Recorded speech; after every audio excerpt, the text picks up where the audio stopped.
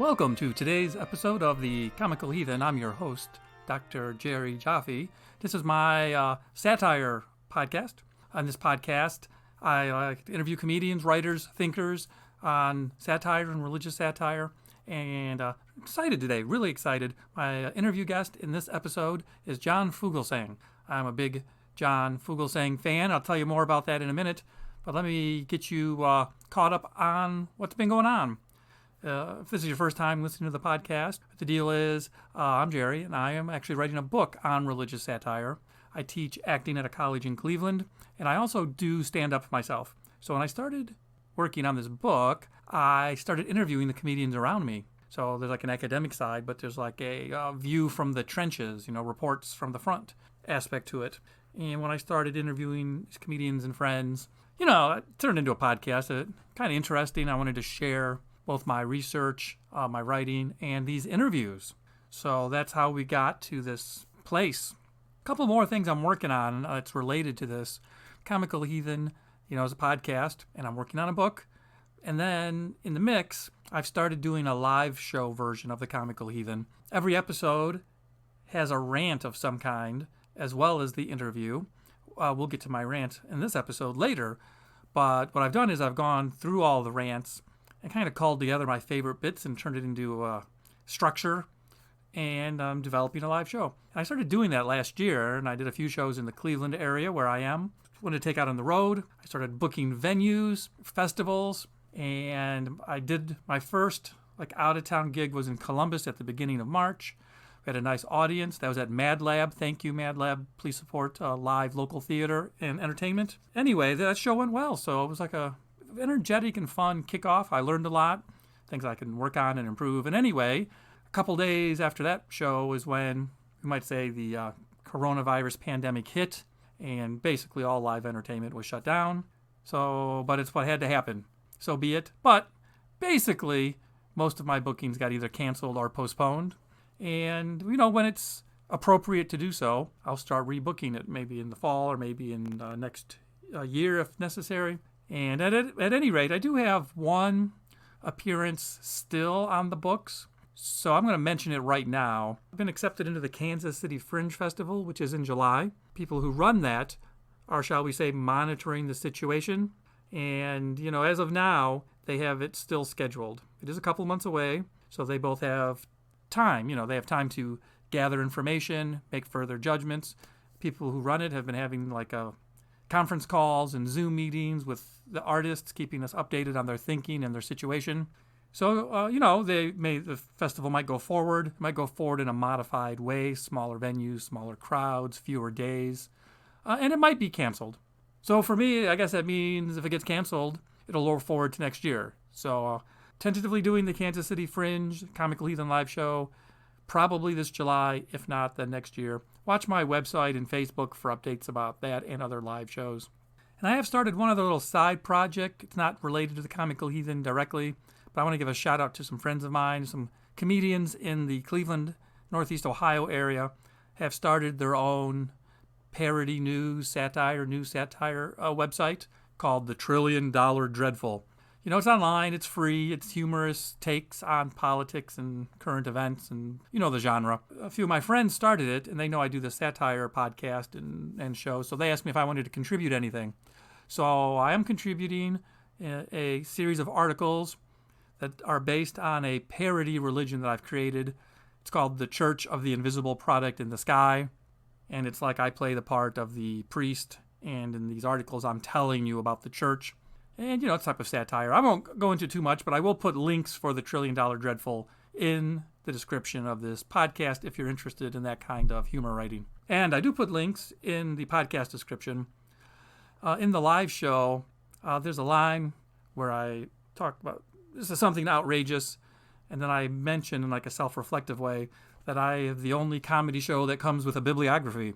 That's kind of true. Hopefully funny, but it's definitely true. So every episode of the Comical Heathen comes with a bibliography. So you can follow up on things if you want. So that's the kind of stuff we have going on. One other thing to catch you up on, this podcast also does have mascots. Me and my wife keep two lovely and cute Holland Lop rabbits. They are called Newton and Kelvin. As my wife sometimes calls them, Sir Newton and Lord Kelvin. You can see we have a kind of proclivity for science in our household. That is certainly one of our interests. Kelvin and Newton are super cute. My Facebook page and website have, many photos of them. Please check that out. And I always give the regular listeners some little update about what's been going on with my rabbits. So let's do that real quick. What I wanted to mention today is that my daughter goes to graduate school. She has her own apartment, and she recently fulfilled a little dream of her own, which is to get a dog. Now, we never had any cats or dogs with my kids when they were growing up. We had a kind of pet-free zone. Love animals, but we just never had any pets around when the kids were younger. So she always wanted a dog, and she got a dog. Really cute and beautiful Pekingese that she calls Eugene, and a super sweet and super friendly. And she brought Eugene over because she came and stayed for a couple days. So Eugene and Kelvin and Newton had to meet each other. And you've probably seen videos online of when animals are like unlikely friends, and that definitely includes rabbits with other animals. I've seen videos of rabbits with dogs and cats and sheep, and it's cute. As a rabbit owner, I was certainly worried. I mean, rabbits are prey animals, and dogs, even little cute Pekingese, all come from wolves, which are hunters. We just didn't know. On the other hand, as sort of mammals that live in families, they are used to bonding. So that's probably how that happens when it succeeds. So we wanted to be careful in introducing them. We keep our rabbits in a large pen in the living room, and sometimes you open the pen and they run around the house a little bit. But we kept the pen closed, and so the Eugene and the rabbits couldn't get together until they got more used to each other, which they did. They liked to look at each other. They would smell each other through the cage, and they seemed to get along just fine. We haven't actually let them play together yet. I think I'd like them to get to know each other better before we tried that experiment. So that's what's been going on with the rabbits. We have a new grand puppy in our family, and we're introducing the rabbits and the dog to each other. I have a really cute photo of me holding a rabbit, Newton, while my wife is holding Eugene, and we stand near each other, and the two animals are kind of staring at each other. It's pretty cute. I'm going to post that on Facebook after I post this episode of the podcast, so you can take a look at that if you're an animal lover or want to see what's going on with the rabbits. But hey, one of the reasons the rabbits got brought up in the first place when I started this podcast is because there was this phenomenon that I noticed. We keep cages that the rabbits can nest in, and we usually keep the cages open. They can go in and out 99% of the time. But they like to go in there and they nest. They have litter boxes and they dig, and that's the kind of stuff rabbits do. So we line their cages with old newspapers, which caused a really unexpected side effect, which I call reading newspapers.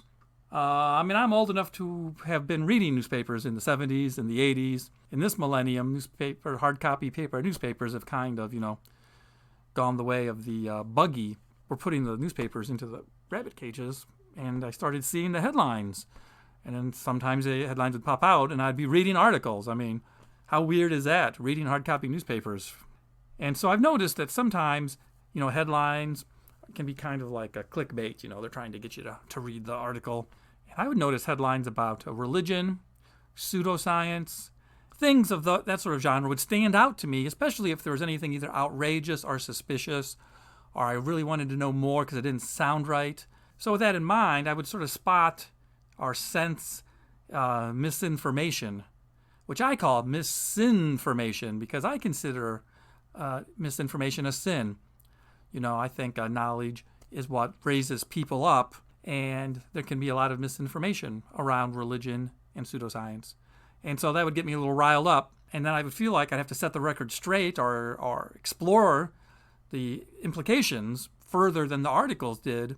It's just what I have to do. It might be someone else's dogma, but it's my karma. And, spreading knowledge is spreading love, and that's what I'm here to do, is to spread the love and spread the knowledge. And a headline did pop out at me recently. Here, let me read it to you. This is what I found at the bottom of the rabbit hutch today. This is a headline from Newsweek, actually. Mormon Church stockpiled $100 billion intended for charities and misled LDS members, Whistleblower says, by Paul Gladner. And this original article came out December 17th, 2019. So what's going on? Some whistleblowers who were doing some accounting for the Mormon Church, and these were Mormons as well, found that the church, so they claim, is gathering donations, which is telling their members that those donations are for charitable purposes, and then not spending that money on charitable purposes, instead reinvesting it. Here's what Gladner says. Here's just a sentence from the article to give you a little more context. A whistleblower complaint filed at the IRS in November by a knowledgeable church member alleges that a non-profit supporting organization controlled by the Church of Jesus Christ of Latter-day Saints used member tithes to amass more than $100 billion in a set of investment funds, and the church misled members about uses of the money. It's a quote from the article. There's a lot going on there. It's pretty outrageous. You tell me $100 billion with a B, billion? That sounds like a lot of money to everyone except Mark Zuckerberg, Elon Musk, or Scrooge McDuck. Here's some context. Microsoft, Google, and Apple, they each have over $100 billion in cash reserves. So that means the Church of Jesus Christ of Latter-day Saints got as rich as the tech giants. And all without taking any work from the Pentagon. Hear that, Google? That's a rhetorical question. Google hears everything we say. All hail Facebook. And isn't that Zuckerberg guy handsome and such a snappy dresser? And they mentioned tithes. This is donations, religious donations, tithing. Some religious groups cast tithing as a requirement. The Mormon Church asks, strongly suggests, demands perhaps, that all members pay a tithe of 10%, even when struggling financially. I'm not even sure what 10% of flat broke looks like. I don't think multiplying by 0 will get you much further than trying to divide by 0. You try to move that decimal place over 2 spots on flat broke, and you end up with an irrational number. Math jokes. That's the best, right, people? So they got that money tax-free. So Mormon leaders expect their members to tithe 10%, but your Uncle Sam can go fuck himself. It has been reported that the Mormon Church collects about $7 billion in member contributions, and that about $6 billion of that is used for operational expenses. The other billion goes to an investment fund controlled by the Mormons called Ensign. $7 billion in member contributions. $7 billion! I could almost pay off my student loans with $7 billion. Almost. You know who has $1 billion left after expenses? A mafia accountant who gets a piece of the action. Looks like they're fiddling with numbers like Nero.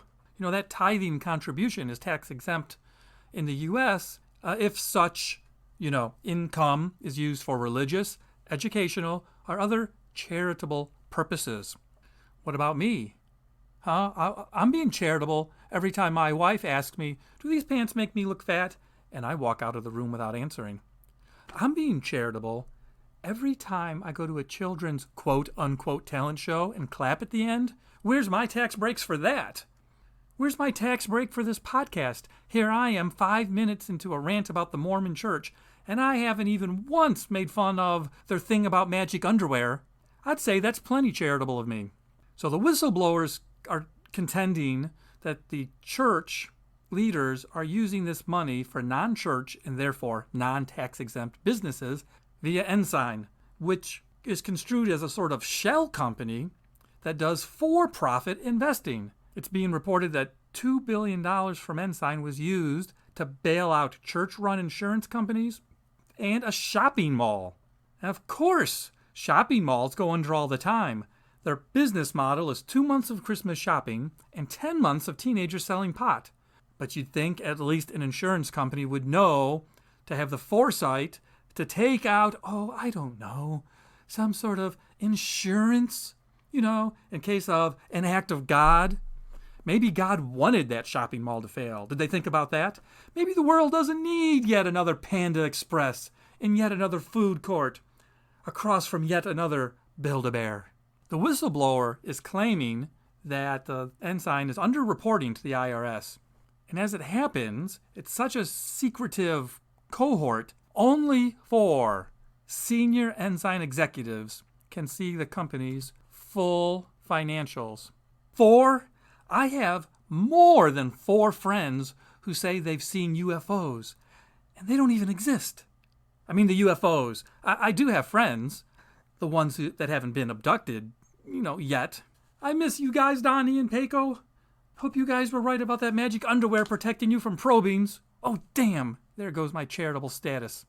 On the matter of the secrecy of these funds, former church president Gordon B. Hinckley is reported as having said, "We simply think that information belongs to the contributors, not to the world." Hey, WWJD, what would Jesus disclose? And some of their billions is in real estate? Because you're not officially an asshole until you're a landlord. I mean, there's a swearing-in ceremony and everything. Do you swear to leech off the labor of the working class, overcharge people for something as basic as shelter, sit on your ass collecting rent checks, and when there's a pandemic, natural disaster, or other unforeseeable circumstances, causes the tenant to be late with a payment, bounce their ass to the curb like a Christmas tree in April. And remember, the poorer your tenants, the more sex you can get from them too. Hey, now we have more insight to why Mormons have been baptizing all those dead Jews and atheists. Hey, this makes it so much easier to pad out our dependent section of our W-2s. Wow, and 3 more wives. Great idea, Joseph. Cha-ching! When this story broke in December, early January, there were a lot of articles and opinion pieces came out about it. I would say the assessment of the legal scholars, they think it's unlikely the IRS would pursue a case because the IRS has been historically skittish about going after religious organizations. I'm looking in your general direction, Scientology. The theory is it's hard to prove what counts as a religion or a religious or theological point or excuse. And some Mormon leaders have leaned into this kind of defense with the excuses they are offering. For example, there's a report that Ensign President Roger Clark said the amassed funds would be used in the event of the second coming of Christ. Oh boy, that is one hell of a rainy day to be saving for. Do you think when the Messiah returns, he'll take Discover Card? The second coming of Christ is supposed to be after Armageddon. Do they think there will still be like banks and stock portfolios with zombies everywhere? I've got my money in brain futures. Brains. Another off-cited excuse by Mormon leadership, Matthew 25:14. Right off the bat, I've often said I couldn't think of a worse idea than using the Bible as a science textbook. But using the Bible as a principles of accounting textbook is a close second place. So the Bible says that Matthew said that Jesus talked about a master, and how's that for a game of telephone, in a story that is now referred to as the parable of the talents. And in this case, just to be clear, a talent was a unit of money. So we might as well call this the parable of the greenbacks. Before I go any further on that, let's just say, if you're going to cite the Bible as your reason for violating tax laws, you might as well cite Die Hard as your reason for shooting people. Your Honor, as previously decided in the case of John McClane versus Severus Snape, that guy you threw out the window, yippee-ki-yay, Your Honor, yippee-ki-yay. Now, if you don't know the parable of the talents, I'm going to give you a brief summary. I'll put some links in the description of this podcast if you want to find out more about it. I'm going to just summarize, paraphrase, condense, put it in my own words, but here we go. Here's the story. A master has 3 servants. The master's going on a long trip, so he gives each servant some money, but a different amount of money, and they're supposed to take care of that money. So when he comes back, much later, the first servant, who's the one he'd given the most money to, had done some trading and managed to double it. The master's like, well done, I'm putting you in charge. The second servant, he also did some stuff with it, trading and stuff with his money, and he doubled it. And the master was like, whoa, good work. I'm putting you guys in charge too. And then there's a third servant. Hey, you see how he has set that up? It's like 3 guys walk into a bar. I'll bet Jesus would have crucified on open mic night. So anyway, the third servant, he'd been given the least amount of money, and he was scared that he might lose it or ruin it or something. So he just buried it in the ground for safe keeping. And when the master returned, he digged out and said, hey, here's your money back. And the master, goes bananas. He loses his shit. He's like, you're an asshole. I could have made interest if you'd put it in the bank. You just put it in a fucking hole in the ground. The master takes it and gives it to the first servant. That is essentially the parable of the greenbacks. Now, there's a lot of ways people interpret this parable. Some people think that this story means that God wants people to use their abilities, the gifts that God had given them. And these Mormon leaders are claiming the same thing, that they had a moral duty to use their God-given abilities, in this case, as tax cheats. Some people see the parable as a critique of capitalism, since in effect, the master reaps the rewards of their servants, the same business model as slavery, prison labor, and fast food. Fucking Panda Express. And also, let's point out that the very first line of the parable, as it's written, it says, like. It will be like a man going on a journey. Dude, it's a metaphor. It's like a simile. You're not literally supposed to be raising gold to show your so-called faithfulness to Jesus. I suppose they'll take that parable literally, raise money, invest money, and to become wealthy off the tithing of their members. But it's okay to ignore the part when Jesus said, sell your possessions and give to the needy. That's what the charitable donations were for, to help people. Oh, no. That was just a cute suggestion. Oh, that wacky Jesus, what a hippie. He doesn't want us to give to the poor. He wants us to hoard our $100 billion. It's just as Jesus intended. Jesus' famous sermon wasn't on a mountain of cash. WWJD, what tax would Jesus dodge? So if you're feeling charitable and feel that I'm being charitable, feel free to hit the donate button for this podcast. I don't know if it counts as a deduction, but clearly the IRS doesn't either. And that's what I found at the bottom of the rabbit cage today. Today's interview guest was the great John Fugelsang, and I'm going to get to that in about 1 minute, but I'm going to take this spot just to throw in a few extra thank yous. I want to make sure that get mentioned. With comedy shows and open mics, shut down due to the coronavirus, I haven't been able to workshop my rants like I usually do. So I joined in on a couple of Zoom meetings with fellow comedians, and I want to thank a couple of them for their feedback, especially Dan Brown and Bill Barranque, two hilarious comedians in the Cleveland area. They both have dry bar specials, so go check them out. And also, speaking of the coronavirus, it also comes up in my conversation with John. So let me just add the disclaimer that we are reacting to a cultural phenomenon, and nothing that we say should be construed as medical advice. I mean, I am a doctor, but I'm not a doctor. I'm a PhD doctor. I'm a doctor like Dr. Phil is a doctor. That is, not a doctor. Also, this interview was made possible by two of my best friends in comedy who introduced me to John. And they're regular listeners of John's radio show, Tell Me Everything, might know them as they both appear on it sometimes. So thank you, Sean Lynch and Mark Riccadonna, for your help in making this interview possible. For what it's worth, if this is your first time listening to the Comical Heathen, both Mark and Sean appear in earlier episodes. So please take a look back at the catalog for other folks you might be interested in. John Fugelsang is a comedian who hosts Tell Me Everything that airs on SiriusXM Progress 127 from 9 p.m. to 12 midnight, Monday through Friday. He also performs regularly, and he is included in the Sexy Liberal Comedy Tour, which comes up in the interview. He's also very active on Twitter. He's actually one of my all-time favorite Twitter accounts to follow. I probably retweet John more than any other Twitterer that I follow. So check out his Twitter page. In this interview, some of the things that we discuss include the difference between satire and parody. John gives us his opinion of the Colbert Report.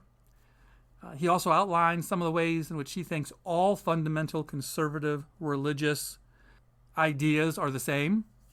And he also gives his take on when comedy is not comedy, but propaganda. Well, thank you for listening. And now, my interview with John Fugelsang. Well, this is your host, Dr. Jerry Jaffe. Welcome to the Comical Heathen. My guest today is John Fugelsang. Thank you, John, for coming on. It's a real pleasure. Thanks for having me. Oh, well, I appreciate it. You're the host of the Sirius radio program, Tell Me Everything. Yes, sir. I have to admit, even though I listen to the show regularly, I always want to say, ask me anything. Oh, that'll do too. Tell me everything is it's actually an old Bob Dylan quote from an interview. Oh, They asked him once what would be your advice for any woman on a date with you. And this was in the 80s okay. For Interview magazine, and he just said, "Tell me anything, tell me everything." And when we started the show, my wife was very adamant that my show not be all politics, and that it be about everything. So Sure. we went with that title for it. It's a very obscure Bob Dylan reference. Well, obscure Bob Dylan references is one of the things we love about John Fugelsang. How did you originally get into doing comedy? Oh Lord! Well, I was an actor and in New York, and I'd always wanted to do stand up. The first time I had seen George Carlin live, it kind of changed my life. I was very shy about doing an open mic. Finally, I just booked one, and I invited a lot of people, so I couldn't, back out, and it went quite well. So we went ahead and I started doing open mics and performing around the city, and within a year and a half, I was able to quit my day job. So I got lucky. Oh, excellent. Well, luck counts, they say. Yes, sir. It does. So when did your serious radio show start? That began in 2015 on a channel called the Insight channel, which was sort of like NPR with jokes. Mm-hmm. And we moved on to the Progress channel a few months ago, which is a more political channel. They made me an offer I couldn't refuse and asked me to come over and do evenings.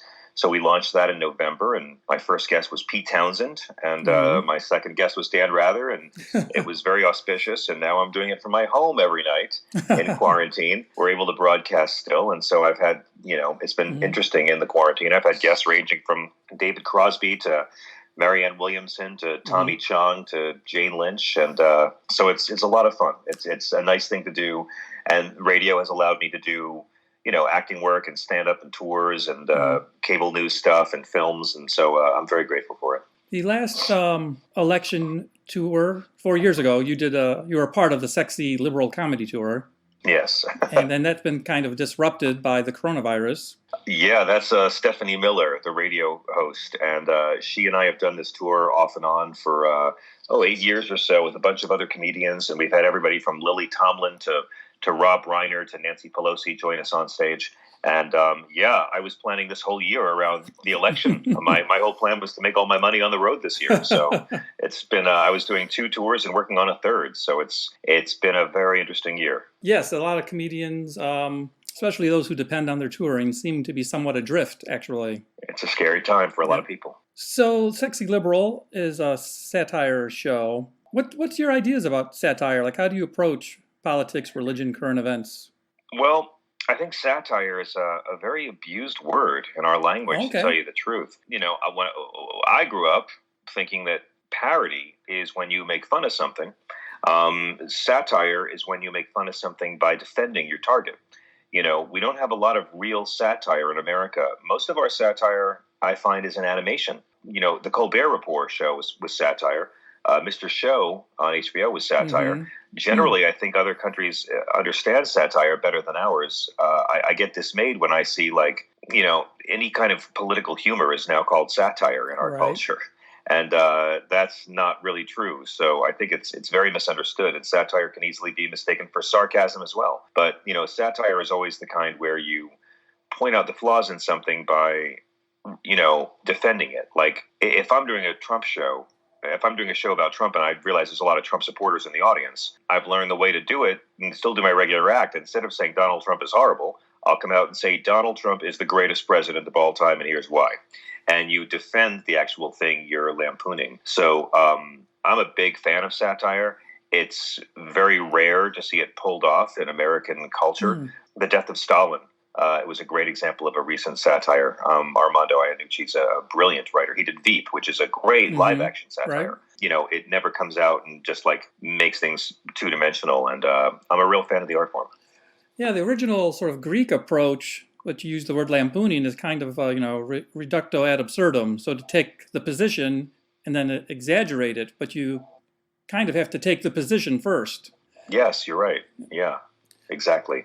You have to take the position and then blow it up to show its absurdity, which Colbert was very good at doing on his Comedy Central show. And that's how you make the point, by instead of lampooning it. And with good satire, there'll always be some people who don't get the joke and think you're being straight. With Colbert, there were a lot of conservative people, at least I read there always were, who never realized the show was making fun of George Bush and Republican culture. Well, yeah, there were studies done while the show was on by media studies analysts that showed that if the more conservative a person was watching the Colbert Show, the more likely they were they might laugh along, but they would also think that he meant it. Like they didn't see the irony. Exactly. So the book I'm writing is about religious satire, and you have a particularly interesting upbringing. Could you summarize what your upbringing was like? Sure, yeah. I have a curiously Catholic upbringing. My mother was a nun. She grew up in the South and went into the convent right after high school. Okay. The convent put her through nursing school and sent her off to Africa to work with lepers and then a jungle in the hospitals of Malawi. My father was a Franciscan brother. He grew up in Brooklyn. He wore the robes and the rope belt and walked amongst the people like the lost Jedi of Flatbush. And so my father met this nun in a Holy Family Hospital in Brooklyn. This nurse fell madly in love, carried a torch for a good 10 years, and finally got her to leave. So I was raised Catholic, but progressive, free-thinking Catholic, which is a very curious way to live. And it makes a lot of sense when you get older. But we were always the most liberal house politically and the most Catholic house spiritually. We were church every Sunday and holy days, grace at every meal. My parents were very conservative socially. They didn't want us to be Republicans, but they sure did dress us like Republicans. So it was a kind of a spiritually confusing upbringing to be both the most liberal and the most Christian family on the block and in my school. Now, of course, I'm older and I've read the Bible, and it makes perfect sense to me. But back then, of course, and even now in America, it's kind of hard to put it all together. Well, indeed. You seem to spend a large percentage of your life on Twitter calling out, I don't want to make broad generalizations, but I see a lot of tweets about Trump supporters who support him from a Christian angle, and you often call that out. Well, I don't know if it's a lot of time on Twitter. I try to not be on Twitter too much. I think those sort of things can suck you in and keep you there for good. Right. With Twitter, I try to go there, drop my content, and get out as quick as I can because it's easy to get, sucked into it. And it can be entertaining. It makes a good search engine. But, I don't claim to be a great Christian. I just have reached a point where I became resentful of people claiming to be the same religion as Christ, people claiming to be Christ followers, claiming to be the religion of my parents, and using Christianity as cover for a lot of very unchristian acts and policies of cruelty, of exclusion. And in the era of Trump, I realized I will call it out. When you vote for a guy who promises to bring back torture, who promises to make the rich richer and the poor poorer, a guy who says that he will turn away war refugees, you're allowed to call yourself whatever you want. But if you're, my challenge to all Trump supporters is always, please name one specific teaching of Christ, just one from the Gospels, that Donald Trump campaigned on or has ever fought for legislatively. Just one. And it's been 3 years, Jerry, and I haven't had one yet. Jesus, I don't claim to be a great Christian, but Jesus did teach me the joy of calling out hypocrites. And it's at a point now where I really just couldn't play dumb about it anymore.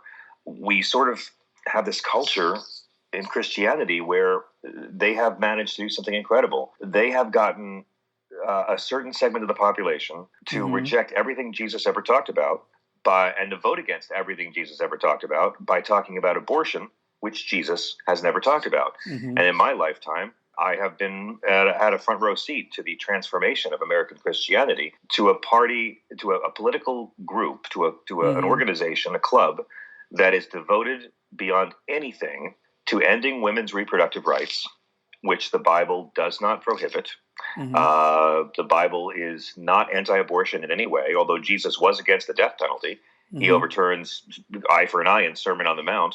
But they have managed to use the promise of criminalizing abortion rights, which I assume means incarcerating women and doctors when they get their way, and that is not Christianity. Now, that's not to say that Jesus would be a supporter of terminating pregnancies. My whole point has been, you don't get to call yourself Christian when you vote against everything Jesus ever talked about and pretend abortion is what he actually talked about. That to me is blasphemy. It's a desecration of the gospel teachings. And as someone who put in his time in the Catholic Church and has spent a lot of time with the New Testament, I get depressed at how cynical and easy it is for politicians to manipulate people to do decidedly unchristian things. And, when I hear phrases like sanctuary cities, Christianity is supposed to be a sanctuary city. And in Matthew 25, Jesus lays out his marching orders that you have to be kind, and he calls on individuals and nations, not just people, individuals and nations, in the parable of the goats and sheep, to be kind to the poor, take care of the sick, and be kind to those in prison. Repeatedly, the Bible admonishes us to be kind to immigrants. And if you need to know what's wrong with conservative Christianity in America, I think all you need to do is look at the way the Christian refugees at our border from Mexico and Central America are treated by those who most loudly claim to be Christians. You mentioned hypocrisy.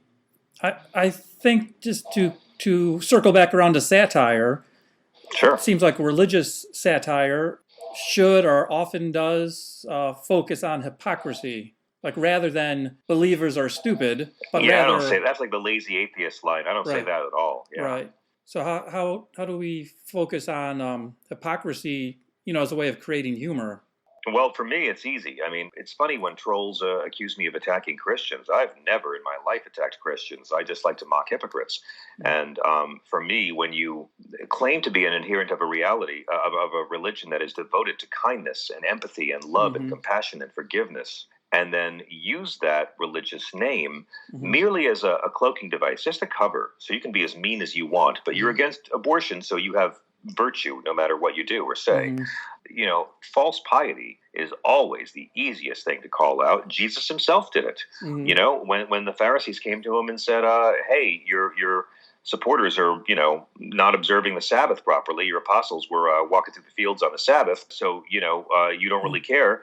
And Jesus said to the Pharisees, oh, really? Do you kill your children when they're disobedient, like Leviticus commands? Because you don't do that either, do you? Like, even Jesus called out the religious conservative bosses of his day for, talking a good game on one thing, but then, only adhering to the Bible when it was convenient. The way that gay people have been treated by so-called Christians is maybe a greater example than anything. There is no part of the Bible and actually, I credit the LGBT movement with me really having an awakening spiritually, because there's no part of the Bible that anyone can credibly use to say that same-sex relationships are bad. There's, better than me, there's a few passages from what is called the Old Testament. There's a couple of anti-gay references of Paul in his letters, although most of those are mistranslations or not actually about gay people. So, when I reached a point as a young person where I knew that gay people were acceptable to scorn and despise. Like we're allowed to hate them, right? I mean, the Bible says it's okay to hate them. They're bad. And when I got older, I was a teenager and I worked in theater and suddenly had a lot of gay friends. And I realized I couldn't reconcile myself with this. Do I have to leave my religion?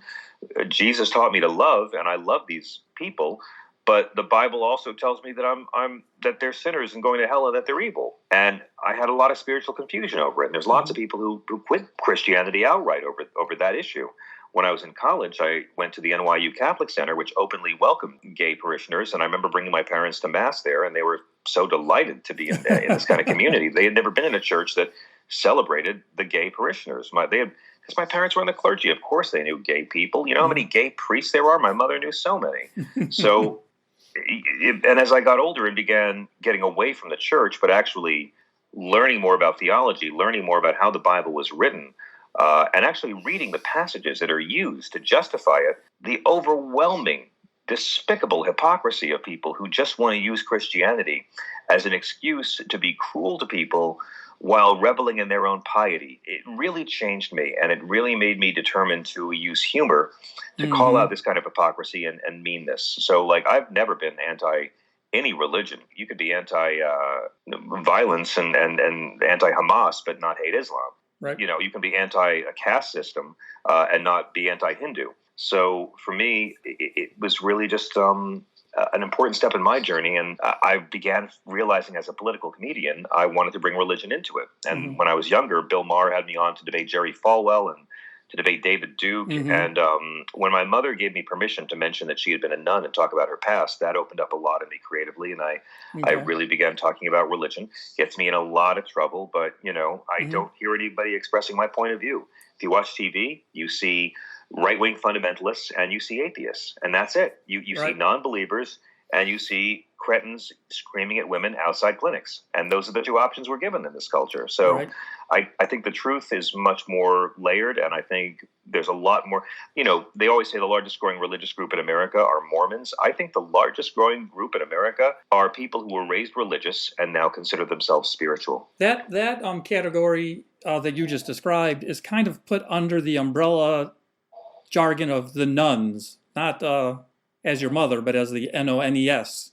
Yeah. The none of the abovers. Yeah. That's a very diverse group that is not all like atheists and agnostics. It includes people who moved into the place you just described. Correct. And there's plenty of people out there, who don't subscribe to any organized religion, who don't, kiss the ring of any of God's many unauthorized fan clubs, but they still have the spiritual yearning. They still believe in something. They might not believe that God is an old white Caucasian male with a giant beard, and displacement anger issues, but they still have a spiritual yearning. And I don't think that's ever going to go away. And I don't think a belief in science precludes any kind of spiritual life whatsoever. I think we've been given a lot of false binary choices by this culture that just aren't true. Well, you can be Christian, but you can't believe in science. So you can be a believer, but you can't like gay people, and it's all rubbish. Jesus's whole thing was being a revolutionary. That's kind of what got him killed. He did challenge Old Testament law. Like the reason you Christians can eat bacon is because Jesus was a revolutionary. Well, they like to point out this, not a line of the Old Testament will pass away until it's all accomplished. But, you have to believe that Jesus did come to fulfill the law. They say that you still follow the Old Testament law because Jesus said, I didn't come to abolish the law, I came to fulfill it. Well, what does that mean? He did challenge Old Testament law on divorce. He called Moses hard-hearted on divorce, on the death penalty multiple times. He stopped executions, food purity. It was Jesus who said man's not defiled by what goes into his mouth, but what comes out of it. On Sabbath observance, Jesus reduced the 10 Commandments to 2. He was a complete revolutionary, and it is what got him killed. It's always the revolutionaries that we admire. It's always the revolutionaries that the status quo kills, whether it's Gandhi or Dr. King or Malcolm X or Medgar Evers or John Lennon or Anwar Sadat or Yitzhak Rabin and all the faiths. It is the brave person who is trying to change things and make the world better that the status quo eliminates. And Jesus is just one in many of that long, long tradition. So the older I got, the more I admired Jesus as a figure and as an activist and as a spiritual teacher. And to me, I kind of feel like when I got out of the church and started understanding Jesus, my spiritual life got a lot deeper. One of the observations, and I'm sort of investigating this, so I don't know that I have a completely fully formed thought, but I'd like to just hear your opinion of my half-baked idea of the book I'm writing. This is like a central theme of the book I'm writing, is that the post-September 11th zeitgeist includes a change in religious satire of some kind. Tell me how.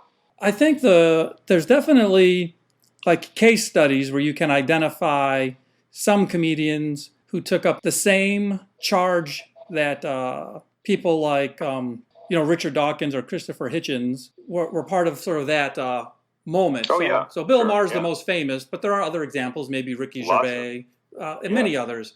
So I'm trying to sort of dig down into this, this moment in history where, along with the development of what was called New Atheism, although none of the writers themselves ever called it that, includes a new atheism style of religious satire. Sure. Absolutely. I mean, Bill Maher's movie is very good about that. But, the problem that I have frequently with atheism comedy, and I believe in atheists. I love atheists, and I believe in atheists, and I do a lot of atheism events. I'm always honored to be invited. But I've had this conversation with Bill many times where I say, when you say that religion really is this destructive force of colonialism and putting down women and gay people and oppression, you're actually talking about the fundamentalist wings of every religion. And this is my issue where I defend faith and religion and spirituality. The overwhelming majority of moderate and liberal Christians, Muslims, and Jews are getting along just fine right now. And that doesn't get the clicks. That doesn't get the eyeballs. That doesn't get the ratings. The majority of religious people getting along is not interesting to our media culture. It is always the fundamentalists, the extreme religious conservatives of every faith that ruin every faith and keep life so interesting for the rest of us.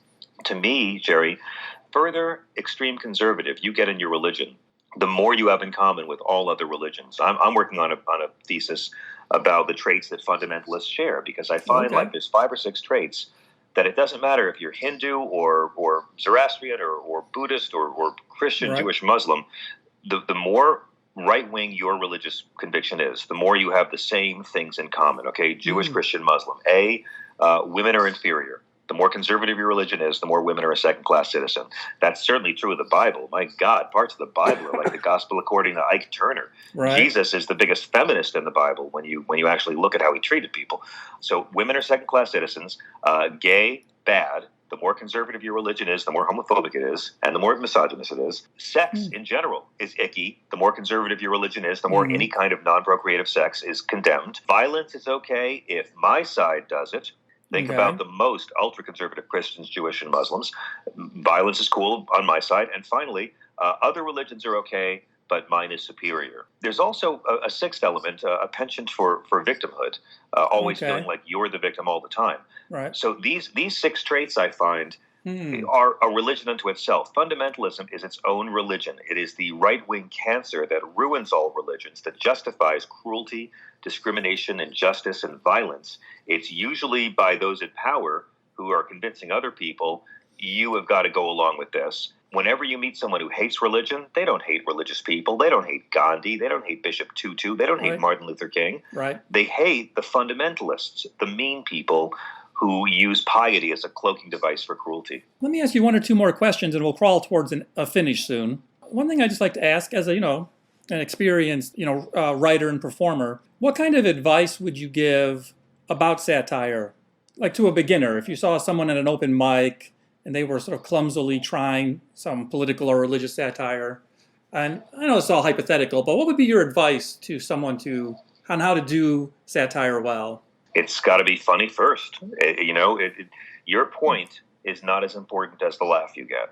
And if you're up there trying to make brilliant points, but it's not funny, it doesn't matter how prescient and brilliant you are. If you have the greatest line, the most brilliant wisdom, the most irrefutable truth of all time, undeniable wisdom and brilliance in your act, but it's not funny, it doesn't matter. You have to cut every line. You're there to entertain. And it's when people try to be, propagandists that the comedy part dies. And that you see all the time when, people the biggest threats to comedy are just having therapy on stage or doing propaganda and pretending that it's satire. And it's not. Attacking your targets is propaganda. Defending your targets is satire. And I can't tell you how many times I see really smart people doing really smart political stuff. All that's missing is the funny bits. Hey, well, that seems like a great line to end on. So let me say thank you, John, for coming out and doing this interview with me. Well, I'm so honored, Jerry. I thank you so much. It's a pleasure to talk to you. Thank you for all you do. And I do hope that, thank you for letting me reschedule so many times. You wouldn't believe how crazy life can be when you're all locked up at home. But thank you for having me. It's really nice to talk with you. When the quasi-quarantine started, I thought, this will be a good time to get some interviews done because people will just be sitting at home. And somehow people's schedules became more complicated. It's really true, especially if they have kids. But yes, we're here in New York in the epicenter, and it's been a very, very surreal time. So it's a pleasure to take a break from all that and talk to you. Indeed, thank you. Thank you, John. I really enjoyed that. I was really moved by his idea that true satire takes the position it seeks to critique and make fun of, and then finds comedy by defending the belief in an exaggerated manner. Didn't come up in our conversation. Reminded me, when I thought about it later, of John Oliver's Church of the Perpetual Exemption. Perfect example of that approach to satire, in my opinion. John's background with his parents and his journey into his personal understanding of the life and ideas of Jesus, very fascinating. Well, I hope you enjoyed that as much as I did. Before we wrap up, a few last things. Remember to like us on whatever platform you're listening, and be sure to share us with your friends, get the word out of this project, what we're working on. If you have any comments or questions, or if you find a news article worth ranting about, please email it to me at comicalheathen@gmail.com. I'll also have that in the description of this podcast. And I want to thank Mark Bell. Mark Bell is playing the beautiful Bach organ music you hear. Mark travels the world playing in the world's most famous churches. He has a CD out of Bach organ music, and he's given me permission to use it as the theme music. So thank you, Mark. And if you like organ music, please look for Mark online, or if you look for a CD. I will add that, meaningless coincidence, Mark is actually currently based in Salt Lake City. I don't think he has any Mormon connections, but I think that there's beautiful churches there, and it's a good place to work out of for him. I'd like to thank my very good friend Jeff Geddert. He's an audio engineer who gives me advice on producing this podcast. If this podcast sounds in any way or fashion good, it's due to his help. If there's any deficiencies or problems in the audio, that's 100% on me. Jeff also is a writing partner who contributes to the writing of this podcast, so thank you very much, Jeff. One more time, thank you, John Fugelsang, for allowing me to interview and being my interview guest. I really appreciate you supporting my project, and thank you for listening. You made it all the way to the end of the podcast, and you deserve a great big thank you. I've been your host, Dr. Jerry Jaffe. See you next time.